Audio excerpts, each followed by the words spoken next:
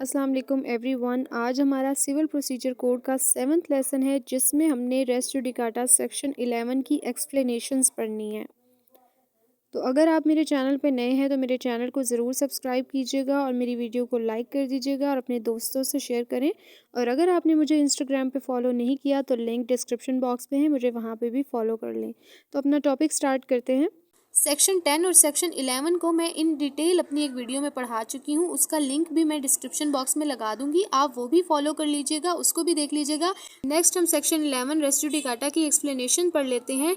इसमें एक्सप्लेनेशन 1 में उसने बेसिकली ये बताया कि फॉर्मर सूट से क्या मुराद है। इस सेक्शन में फॉर्मर सूट का क्या मतलब है, तो इसमें वो कहता है ऐसा सूट, ऐसा दावा जो पहले डिसाइड हुआ, चाहे वो दायर पहले हुआ या बाद में हुआ, बट वो डिसाइड पहले होना चाहिए, वो होगा farmer suit. For example mister A ने मिस्टर बी के खिलाफ सेम कॉज ऑफ एक्शन पे एक दावा जो है 2021 में दायर किया।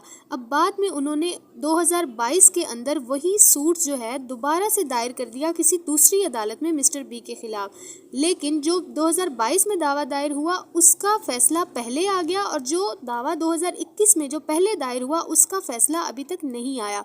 तो जो दावा पहले डिसाइड हुआ, यानी पहले दायर हुआ नहीं, जो पहले डिसाइड हुआ वो होगा फॉर्मर सूट, चाहे वो पहले सब्स्टिट्यूट किया गया हो या ना किया गया हो, बट अगर वो प्रायरली डिसाइड हो चुका है तो वो होता है फॉर्मर सूट।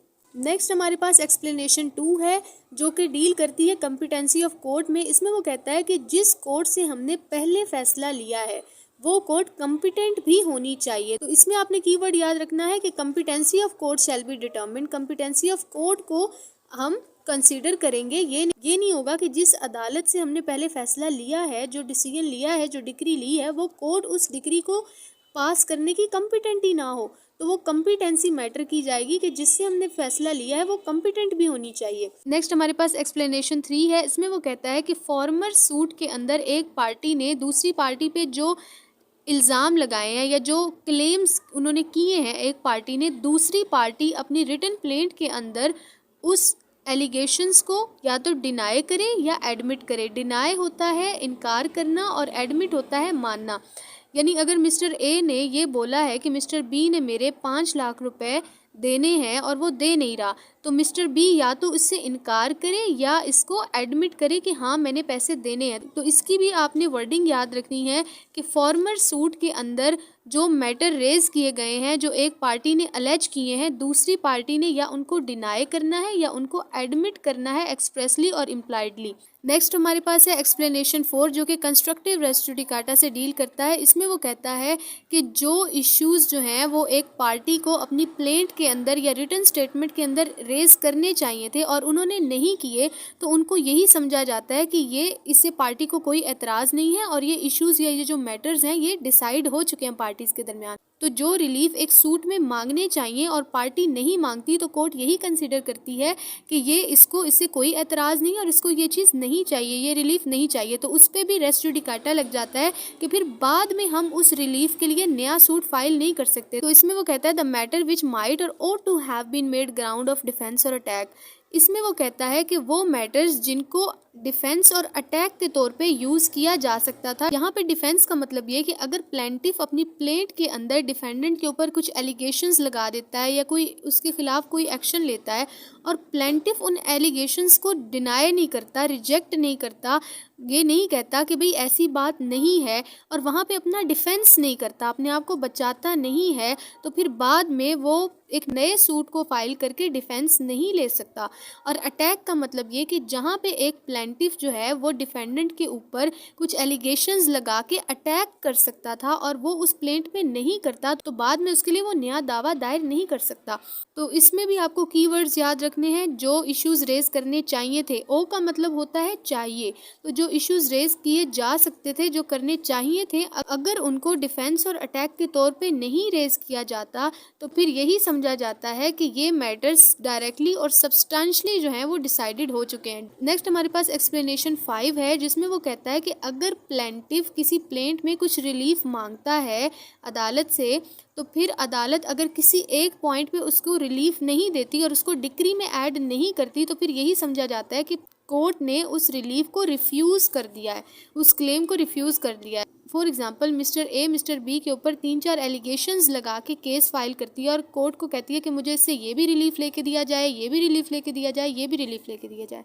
और अगर कोर्ट जो है उसमें से 1 या 2 रिलीफ उसको लेके देती है और एक रिलीफ पे खामोश हो जाती है, तो फिर मिस्टर ए जो है दोबारा से वो 3rd रिलीफ लेने के लिए केस फाइल नहीं किया कर सकता। इसमें भी आपको कीवर्ड याद रखने हैं, any relief claim in a plaint which is not expressly granted by the decree. जो डिक्री में फैसले में नहीं दिया जाता कोई relief shall for the purpose of this section be deem to have been refuse, तो यही समझा जाता है कि ये रिफ्यूज कर दिए हैं कोर्ट ने। तो एक्सप्लेनेशन 4 ऑफ सेक्शन 11 जो है कंस्ट्रक्टिव रेस जुडिकाटा से डील करता है और एक्सप्लेनेशन 5 ऑफ सेक्शन 11 जो है वो रिफ्यूजल ऑफ एनी रिलीफ से डील करता है। नेक्स्ट हमारे पास एक्सप्लेनेशन 6 है जो रिप्रेजेंटेटिव सूट से डील करता है। इसमें वो कहता है कि जहाँ पे बहुत ज़्यादा सारे प्लेंटिफ हों और बहुत ज़्यादा सारे डिफेंडेंट हों तो वहाँ पे वो रिप्रेजेंटेटिव करैक्टर में सूट फाइल कर सकते हैं ऑर्डर 1 रूल 8 के अकॉर्डिंग। जिस तरह से एक केस में बहुत ज़्यादा सारे प्लेंटिफ हैं, A B C D E, बहुत ज़्यादा सारे प्लेंटिफ हैं और उनमें से मिस्टर ए जो हैं वो कहते हैं कि मैं BCD के बिहाफ पे केस लड़ता हूँ। तो अगर वो मिस्टर BCD जो हैं मिस्टर ए को इजाज़त दे देते हैं कि आप हमारे बिहाफ पे रिप्रेजेंटेटिव सूट फाइल करें, तो कल को BCD जो हैं वो कल को उसी सेम कॉज ऑफ एक्शन पे नया दावा नहीं दायर करेंगे। वो ये नहीं कहेंगे कि भाई हमने तो दावा दायर नहीं किया, मिस्टर ए ने हमारे बिहाफ पे दावा दायर किया था। ऐसा नहीं होगा, क्योंकि अगर उन्होंने मिस्टर ए को अपना रिप्रेजेंटेटिव चुन लिया है तो कल को वो उसी इशू के ऊपर, उसी मैटर के ऊपर दोबारा से दावा दायर नहीं कर सकते। यहाँ पे रेस जुडिकाटा की बार लग जाती है। तो यहाँ पे हम इसकी वर्डिंग पढ़ लेते हैं। इसमें वो कहता है where person litigate bona fide, litigate होता है दादरसी लेना अदालत से या केस फाइल करके कोई रिलीफ लेना। इसमें पर्सनस की उसने बात की है, यानी एक से ज़्यादा लोग जहाँ पे केस लड़ते हैं नेक नियति के साथ in respect of public right और of private right. Public right होता है जिस तरह न्यूसेंस किसी ने क्रिएट कर दी और ज़्यादा सारे लोगों का राइट इन्फ्रिंज हो गया, पब्लिक का राइट इन्फ्रिंज हो गया। जैसे कि रोड पे कोई गड़ा वगैरह खो देते हैं तो वहाँ पे भी एक बंदा जो है पूरे मोहल्ले वालों की या इलाके वालों की बिहाफ पे केस जो है वो फाइल कर सकता है एज अ रिप्रेजेंटेटिव करैक्टर। तो इसी तरह से प्राइवेट राइट जो है इसमें भी ऐसा हो सकता है कि जिस तरह से एक केस में बहुत ज़्यादा सारी पार्टीज इन्वॉल्व हों।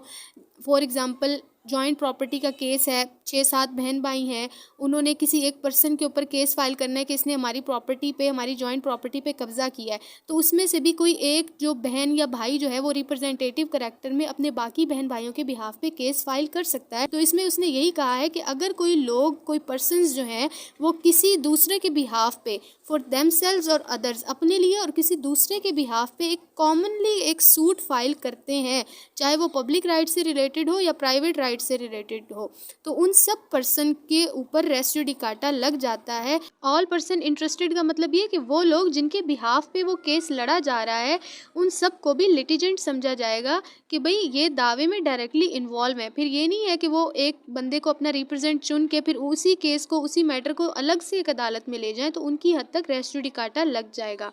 उम्मीद है आपको ये समझ आया होगा और अगर आपको मेरी वीडियो अच्छी लगे तो प्लीज़ इसे लाइक करें और मेरे चैनल को सब्सक्राइब कर दें।